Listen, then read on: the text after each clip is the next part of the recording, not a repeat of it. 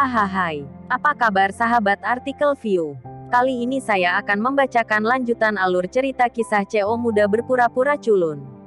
Tapi, sebelum mendengarkan kisah ceritanya, silahkan cari posisi yang nyaman dan jauhi keramaian. Dan jangan lupa pasang headsetnya. Dan inilah alur cerita kisah CO muda yang berpura-pura culun.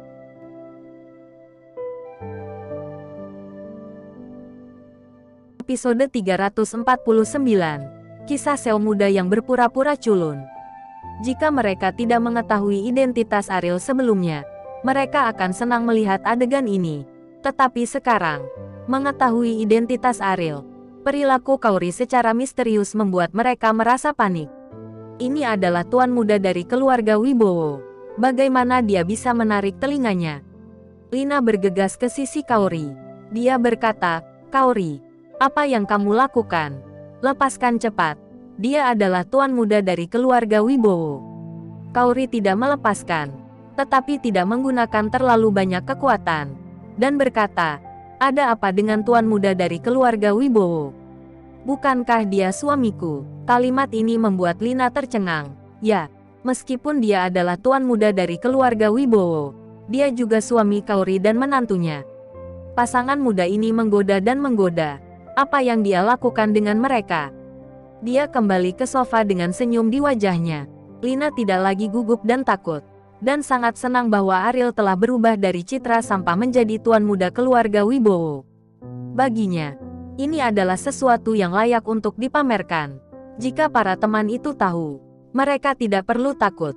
Lina tidak sabar untuk melihat ekspresi para temannya itu setelah mengetahui identitas asli Ariel.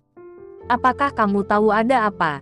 Kaori berkata kepada Ariel. Dalam hal ini, Ariel tidak berani mengakui kesalahannya, dan berulang kali berkata, aku tahu itu salah." Kaori melepaskan tangan Ariel, tampak seperti katak ketika sedang berkicau. "Siapa Helen ini? Karena kamu adalah tuan muda dari keluarga Wibowo.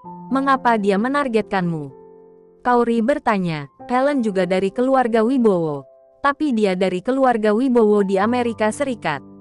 Setelah kakek buyut saya kembali ke Indonesia dari Amerika Serikat, dia memutuskan hubungan dengan keluarga Wibowo di Amerika Serikat. Saya tidak tahu persis apa yang terjadi. Saya hanya tahu bahwa kakek buyut ingin kembali ke Indonesia untuk berkembang. Saya tidak mendapatkan persetujuan dari orang lain. Jadi sekarang, keluarga Wibowo di Amerika Serikat menganggap keluarga Wibowo di Jakarta sebagai cabang keluarga." Ariel menjelaskan, kedua keluarga belum berhubungan selama beberapa dekade.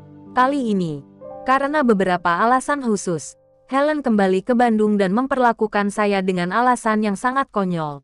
Lanjut Helen. "Seberapa konyol?" Kaori bertanya dengan rasa ingin tahu.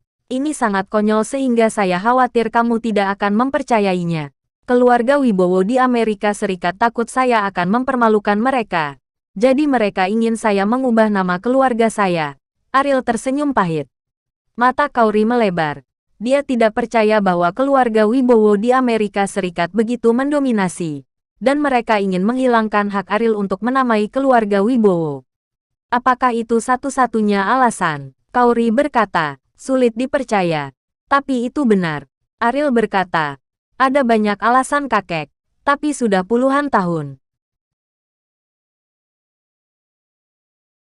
Jadi apakah mereka punya ide lain?" Ariel tidak tahu. Kaori menggertakkan giginya sebentar, dan berkata dengan marah, "Mereka benar-benar menganggap diri mereka sebagai seseorang. Mengapa mereka harus peduli dengan nama keluargamu? Apakah itu ada hubungannya dengan mereka? Tidak peduli seberapa besar badainya.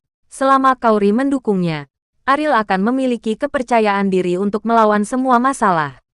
"Ariel, kamu adalah tuan muda dari keluarga Wibowo di Jakarta. Bukankah mudah berurusan dengan mereka?" William bertanya dengan bingung. "Ayah, keluarga Wibowo di Jakarta sangat kuat di matamu. Tetapi bagi keluarga Wibowo di Amerika, itu bukan apa-apa. Keluarga Wibowo Amerika memiliki fondasi berusia seabad. Apakah itu kekuatan kontak atau uang? Itu tidak sebanding ke keluarga Wibowo di Jakarta. Jakarta semua aset keluarga Wibowo hanyalah setetes ember untuk keluarga Wibowo di Amerika Serikat," kata Ariel. William terkejut dan terpana lagi. Meskipun dia tidak tahu kemampuan keluarga Wibowo V Jakarta dengan baik. Tetapi keluarga Wibowo juga merupakan keluarga yang sangat terkenal di Jakarta. Dan ada kesenjangan besar dengan keluarga Wibowo di Amerika Serikat. Berapa banyak uang yang harus dimiliki? Lina bertanya lagi, memperlihatkan sisi fanatik keuangannya. Dan mau tidak mau bertanya.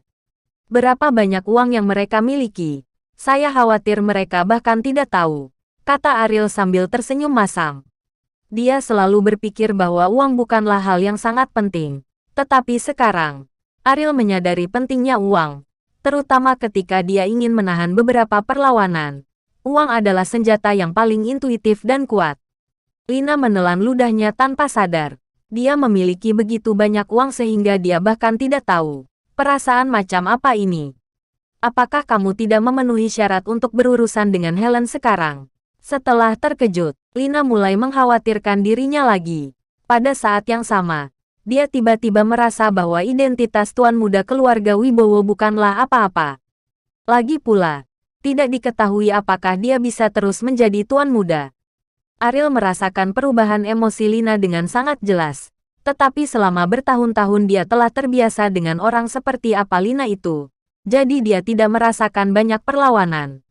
Dilihat dari situasi saat ini, benar-benar tidak ada cara yang baik, kata Ariel. Wajah Lina tiba-tiba menjadi dingin.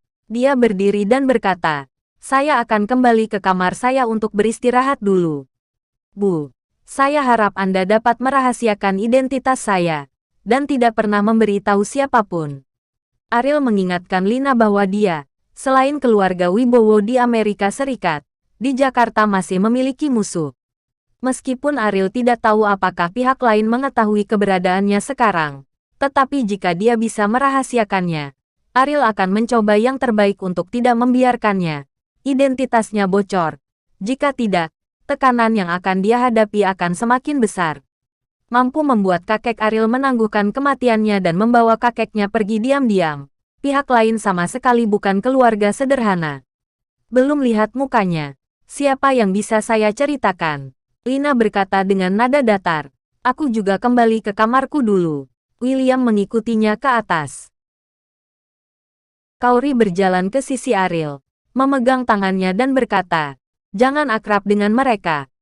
Tentu saja tidak, tapi aku sedikit khawatir ibu akan mengungkapkan identitasku.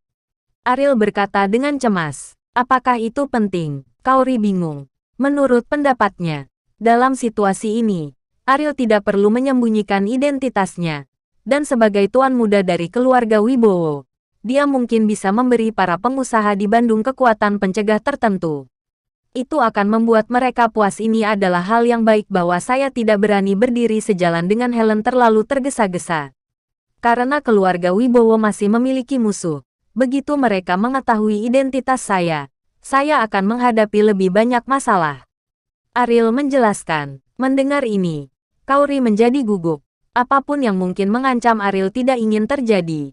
Dan dia berkata, aku akan mengingatkannya nanti.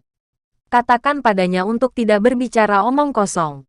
Petik 2. Mau dengar cerita yang panjang dan membosankan. Ariel menoleh untuk melihat Kauri dan berkata dengan lembut. Kauri tahu bahwa Ariel akan mengaku padanya hal-hal yang dia ingin tahu.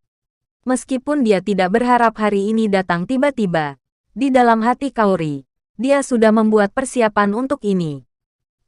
Kauri menjawab. Alasan mengapa Ariel tiba-tiba membuat keputusan seperti itu bukanlah karena waktunya tepat.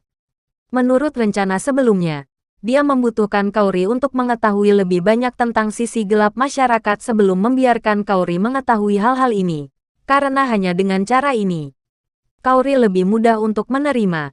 Tetapi dalam situasi saat ini, Ariel harus mengatakan bahwa apa yang akan terjadi selanjutnya benar-benar di luar kendali Ariel. Jadi dia perlu memberitahu Kauri orang seperti apa dia dan situasi seperti apa yang mungkin dia hadapi di masa depan. Kembali ke kamar. Keduanya duduk bersila di tempat tidur saling berhadapan. Kauri meremas tangan Ariel dengan gugup. Baginya, sekaranglah saatnya untuk benar-benar mengenal Ariel. Dan setiap orang memiliki naluri untuk takut pada hal-hal yang tidak diketahui. Dia tidak tahu apakah hubungan dengan Ariel akan terjadi setelah mengetahui hal-hal ini. Perubahan semacam ini, mereka adalah kembar. Sejak hari mereka lahir, mereka telah menarik banyak perhatian dan menimbulkan sensasi di seluruh Jakarta. Tetapi pada usia 12 tahun, kesedihan dimulai, dan kemunculan seorang paranormal memberi dua saudara itu status di keluarga. Perubahan mendadak. Yang satu adalah yang tertinggi, sementara saya seperti anak yatim. Bahkan para pelayan di keluarga memandang rendah dia, dan orang tua kandungnya tidak pernah lagi terjadi. Tampaknya seluruh dunia berputar di sekitar saudaraku. Sejak itu, saya telah bersumpah untuk membuktikannya kepada keluarga Wibowo. Pada usia 14 tahun, ia memulai pengalaman bisnis pertamanya. Bersambung.